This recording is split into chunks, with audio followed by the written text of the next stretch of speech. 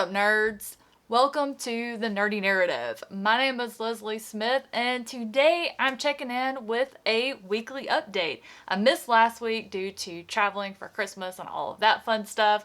Back in the saddle, ready for 2024. But before I can get started on 2024, most of what I'm going to talk about here happened in 2023. So today's video will be saying goodbye officially to 2023 and diving a little bit into 2024. Let's start with all of the things that I finished, beginning with the short stuff. For a couple of years now, I have been doing a read-along of Joan Didion's nonfiction collection of essays called We Tell Ourselves Stories in Order to Live. I've been doing that with Kate from the Literary Apothecary. I will have her linked down in the description below. You can pick up anytime you like, or even start at the beginning and catch up. She has channels set up in her Discord where we chat briefly about these essays as we read them. We do one a month. And for the month of January, we wrapped up the White Album collection with Notes Toward a Dream Politic. I really enjoyed this essay, though it was written in 3 parts, and none of those 3 parts, from what I could determine, had anything to do with each other. I'm not quite sure how we went from talking a Pentecostal preacher moving his church from California to Tennessee because he thought an earthquake was going to sink California. We went from that to talking about biker movies, and then finished with a girl who wanted to be a model. Each of the 3 parts individually were very interesting on their own, but together in one essay, it was a little confusing. I also returned to my Flannery O'Connor collection, The Complete Stories. I started this 2 years ago for a Flannery O January event hosted by some fellow booktubers, and I never finished. I believe there were 11 short stories left for me to read. I decided I was going to do that this month in January, and I started with Greenleaf. The stories in this collection are disturbing, but they're also very powerful. I'm so glad that I decided to get back into that one and finish it. This seems like a good spot to talk about the 2 web serials that I'm still working my way through. I sort of treat them like short stories. They're in episodes or chapters. I try to read at least one from each a day if I can to catch up. One of those is a mini tale. I'll have a link to where you can read this web serial for free in the description below, along with the other one I'm going to talk about here in a second, our Kindredist. A mini tale is a cosmic fantasy web serial about a world walker, a mouseling named Opaline,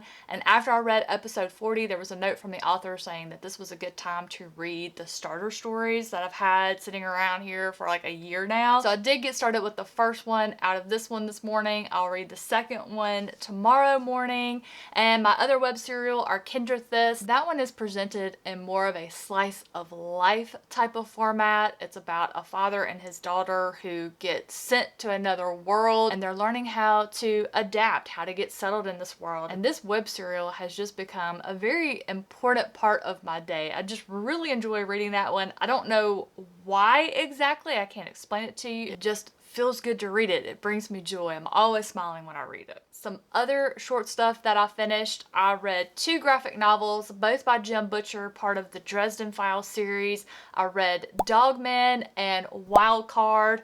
Really enjoyed both of those graphic novels. They are probably my favorite graphic novels that I've read so far. I think I've read 5. I'm not exactly sure how many graphic novels there are in the series. I've been working on a reread of the entire series where I'm reading everything in chronological order. That's the novels, the short stories, and the graphic novels. I generally don't look any further than the next month's reads, which I know is a novel and 2 short stories. So I'm not sure if there's any more graphic novels, but they've really ramped up, gotten really good. The artist for the graphic novels just absolutely nails these characters. This person really took the time to get to know these characters, get the descriptions down, and they just do a wonderful job with it. Last time I checked, all of the graphic novels were included in the Kindle Unlimited subscription. Since they are digital format, I would recommend reading them through the Kindle app on your iPad so you can take advantage of the full color and all of that fun stuff. Plus, you can move the panels around a little more easier, in my opinion, than you can on your Kindle. As far as finished reads, I did finish Sea of Souls by N.C. Scrimmager, the first book in the Sea of Souls saga, and I cannot wait for book 2.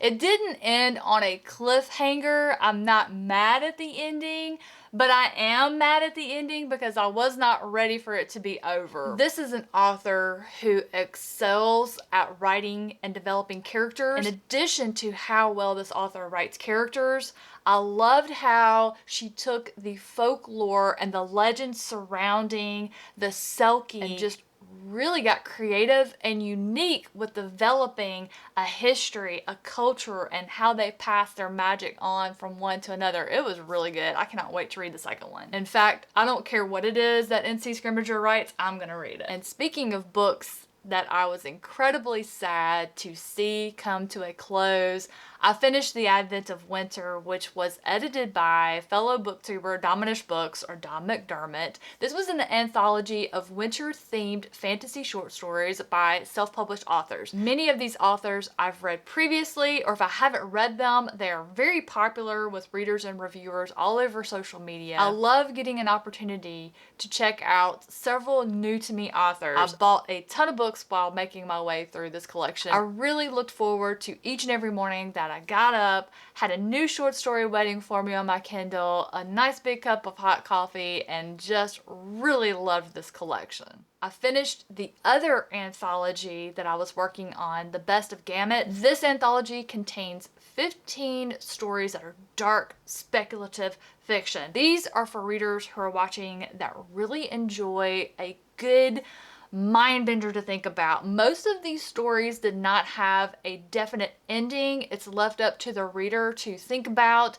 Sometimes you're not even sure what the narrator is that you're reading about. You're just reading about sometimes in their lives, just something they're thinking about. Sometimes it's a conversation they're having with another character. So for those of you with wild and overactive imaginations, you might really enjoy this one. But for those of you who have to have an ending, this is a collection you're going to want to stay away from. I'll put a link to the House of Gamut down below. They've relaunched their magazine. They've already announced the next set of authors that are going to be publishing in there. It's going to be a good one. The only other book that I finished since the last time we chatted is Death of a Christmas Tree Salesman by Patricia Meredith. My husband and I listened to the audiobook of this one, which was narrated by the author's husband, Andrew D. Meredith. Just to stop and speak on the quality of the audiobook for a moment, Andrew D. Meredith really outdid himself in this one. Just the sheer number of voices and accents that he pulled off, I cannot believe this was all done by one person. It was amazing. My husband and I both really loved it.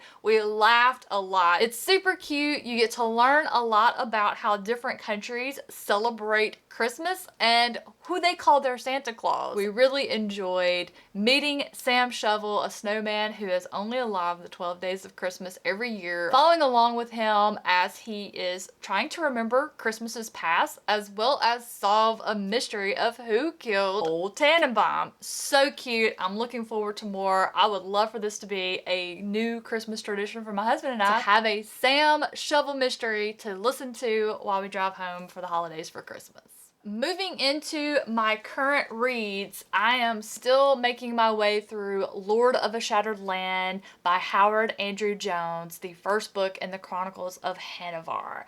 I have fallen in love with this book. It took about 3 chapters for me to really get enmeshed into it and get used to the serial storytelling style. While it was a gradual warm-up, it is definitely a fire-stoked. I just love reading in this one every day. I've been taking it slow. This is not one that I can read fast. It's one that I want to savor. I have fallen in love with this character, this man who is Hanover Cabrera. Each chapter is a different story of this man's journey to free his people from slavery, and just learning about him and his family and how we got to where things are has just been an absolute delight. This is a fantasy sleeper. I don't know how more fantasy readers and fantasy booktubers have not read this one and been shouting about it, but I know one who's going to be talking about it on her channel a lot, and I do believe it's going to be one I'll be talking about for years to come. I'm so excited that I already have book 2 of this series. Definitely expect to hear a lot of video recommendations that's going to have that book in it. Just save yourself the trouble. Just go ahead and get it on your TBR, and then by the time you hear another video, you're going to be like, oh yes, you're right, that is a fantastic book. I am nearly done with my reread of Knife of Dreams. Oh my gosh, I forgot just how good this installment was in this series. It makes me sad that this is the last one that was solely authored by Robert Jordan. The remaining 3, Brandon Sanderson helped, and he did do a good job, but now I'm sad that it's almost over and Robert Jordan has come to a close. I have one more book that I started this week. I've just started it. It's going to be a very slow read through. I did not have time to add another book to my TBR, but I thought if I just read a few pages a day, take it really slow, I can work it in. But sometime over the Christmas holiday, I was watching TV and I saw an advertisement for a new TV adaptation coming for Shogun. And I thought, you know, I've heard that was a really good book.